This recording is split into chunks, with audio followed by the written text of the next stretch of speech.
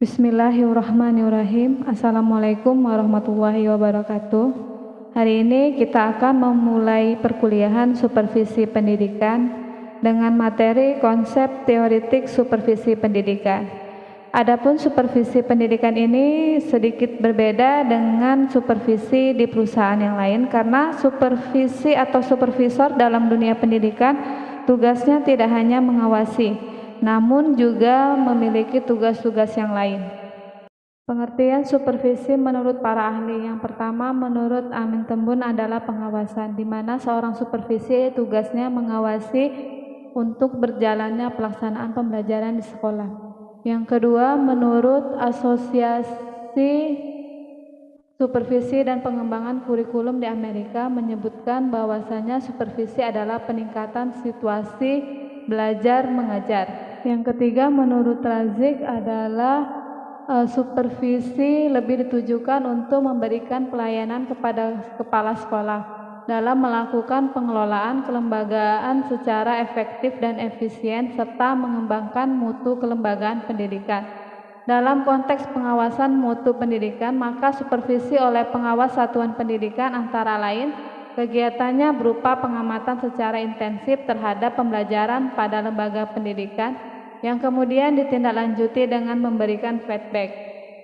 Menurut Rifai, supervisi merupakan pengawasan profesional sebab di samping supervisi juga mengamati terhadap kegiatan akademik yang mendasar pada kemampuan ilmiah dan pendekatan yang bukan lagi pengawasan manajemen.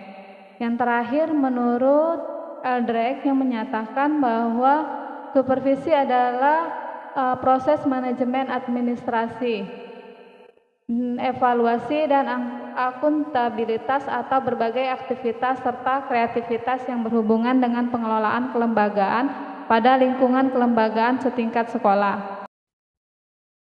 Peranan supervisi pendidikan ada 4. Yang pertama, koordinator. Koordinator merupakan mengkoordinasi program belajar mengajar sehingga proses belajar mengajar dapat dilaksanakan dengan baik.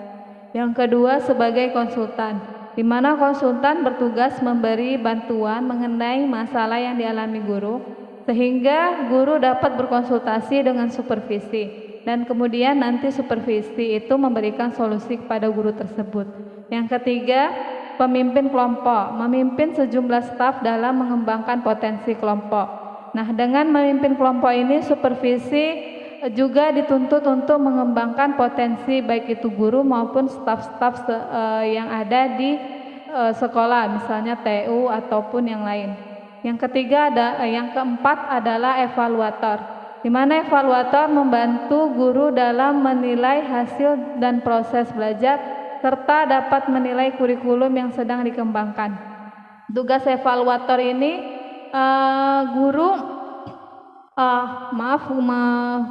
supervisor membantu guru untuk mengembangkan atau memahami kurikulum yang sedang berkembang saat ini, karena sekarang ini kurikulum sudah terjadi beberapa perubahan. Fungsi utama supervisi pendidikan ada 5. Yang pertama, inspeksi, penelitian, pelatihan, bimbingan, dan penilaian atau evaluasi. Fungsi inspeksi antara lain berperan dalam mempelajari keadaan dan kondisi sekolah pada lembaga terkait. Maka tugas seorang supervisor antara lain berperan dalam melakukan penelitian mengenai keadaan sekolah secara keseluruhan, baik pada siswa, kurikulum, tujuan belajar maupun metode mengajar dan sasaran inspeksi.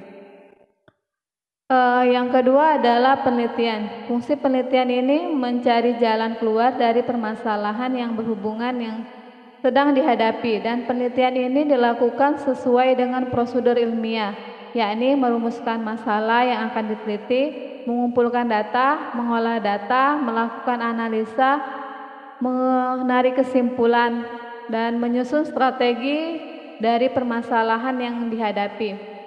Selanjutnya adalah pelatihan. Fungsi pelatihan merupakan salah satu cara untuk meningkatkan keterampilan guru atau kepala sekolah dalam suatu bidang. Yang keempat adalah bimbingan. Kegiatan bimbingan dilakukan dengan cara membangkitkan kemauan memberi semangat, mengarah, dan merangsang untuk melakukan percobaan, serta mampu menerapkan sebuah prosedur mengajar yang baru. Terakhir adalah penilaian, di mana fungsi penilaian adalah untuk mengukur tingkat kemajuan yang diinginkan, seberapa besar telah dicapai, dan penilaian ini dilakukan dengan berbagai cara, baik itu tes atau penetapan standar, penilaian kemajuan belajar siswa, melihat perkembangan hasil penilaian sekolah, serta prosedur lain yang berorientasi pada peningkatan mutu pendidikan. Supervisi manajerial merupakan kegiatan pemantauan, pembinaan, dan pengawasan terhadap kepala sekolah dan seluruh elemen sekolah lainnya di dalam mengelola, mengadministrasikan, melaksanakan seluruh aktivitas sekolah sehingga dapat berjalan dengan efektif dan efisien dalam rangka mencapai tujuan sekolah serta memenuhi standar pendidikan dan pendidikan nasional. Adapun bagian-bagian dari supervisi manajerial, yang pertama adalah manajemen kurikulum dan pembelajaran, kesiswaan, sarana dan prasarana, ketenagaan atau staf pendidikan, bagian keuangan, hubungan sekolah dalam masyarakat, layanan khusus. Nah, tugas kalian adalah menjabarkan bagaimana supervisi manajerial tersebut. Supervisi akademik. Supervisi akademik bukan menilai unjuk kerja guru dalam mengelola proses pembelajaran, melainkan membantu guru mengembangkan kemampuan profesionalismenya. Penilaian unjuk guru dalam mengelola proses pembelajaran sebagai suatu proses pemberian estimasi kualitas untuk unjuk kerja guru dalam mengelola proses pembelajaran merupakan serangkaian kegiatan supervisi akademik. Tujuan supervisi akademik ada 3, yaitu untuk memperbaiki perilaku supervisi akademik, untuk memperbaiki perilaku akademik atau guru, kemudian perilaku belajar siswa. Nah, supervisi akademik secara langsung berhubungan dan berpengaruh terhadap perilaku guru. Ini berarti supervisi akademik atau supervisor mempengaruhi perilaku mengajar guru sehingga perilakunya semakin baik dalam mengelola proses belajar mengajar. Dengan membaiknya proses belajar mengajar, maka dapat mempengaruhi perilaku belajar murid. Dengan demikian, bahwa dapat disimpulkan tujuan akhir supervisi akademik adalah terbinanya perilaku belajar murid yang lebih baik. Prinsip-prinsip supervisi akademik ada 6. Yang pertama, supervisi akademik harus mampu menciptakan hubungan kemanusiaan yang harmonis. Hubungan kemanusiaan harus diciptakan bersifat terbuka, kesetiakawanan, dan informal. Hubungan demikian ini bukan saja antar supervisor dengan guru, melainkan juga supervisor dengan pihak lainnya yang berkaitan dengan program supervisi akademik. Yang kedua, berkesinambungan. Supervisi akademik bukan tugas bersifat sambilan yang hanya dilakukan sewaktu-waktu jika ada kesempatan. Perlu dipahami bahwa supervisi akademik merupakan salah satu esensial fungsi dalam keseluruhan program sekolah. Yang ketiga, supervisi akademik harus demokratis. Supervisor tidak boleh mendominasi pelaksanaan supervisi akademiknya. Titik tekan supervisi akademik yang demokratis adalah aktif dan kooperatif. Yang keempat, program supervisi akademik harus sejalan dengan program pendidikan. Dalam setiap organisasi pendidikan terdapat bermacam-macam sistem perilaku dengan tujuan yang sama, yaitu tujuan pendidikan. Yang kelima, supervisi akademik harus komprehensif. Program supervisi akademik harus mencakup keseluruhan aspek pengembangan akademik, walau mungkin saja ada penekanan pada aspek-aspek tertentu berdasarkan hasil analisis kebutuhan pengembangan akademik sebelumnya. Yang keenam, ada supervisi akademik harus konstruktif. Supervisi akademik bukanlah sekali-sekali untuk mencari kesalahan guru. Dalam proses pelaksanaan supervisi akademik itu terdapat kegiatan penilaian unjuk kerja guru, tetapi tujuannya bukan untuk mencari kesalahan. Supervisi akademik akan mengembangkan pertumbuhan dan kreativitas guru. Yang ketujuh, supervisi akademik harus objektif.